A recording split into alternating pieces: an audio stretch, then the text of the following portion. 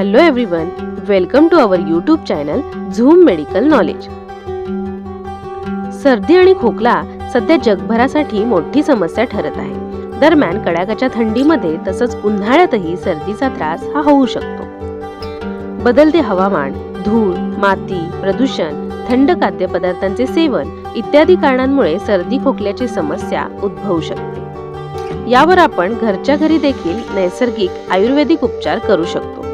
यापासून सुटका मिळविण्यासाठी जाणून घेऊया रामबाण घरगुती उपचार। नंबर 1, मधामध्ये अँटीव्हायरल आणि अँटीबॅक्टेरियल गुणधर्म भरपूर आहेत। मध हे एक नैसर्गिक औषध आहे, त्यामुळे सर्दी खोकला झाल्यास आपण दिवसातून 2 ते 3 वेळा मधाचे सेवन करू शकतो। नंबर 2, मध आणि आल्याचा चहा।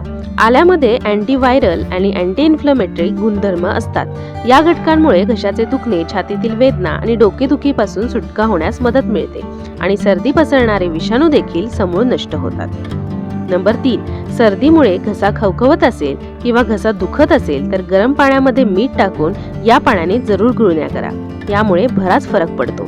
नंबर 4, सर्दीमुळे नाक बंद झाले असल्यास गरम पाण्याची वाफ चेहऱ्यावर घ्या।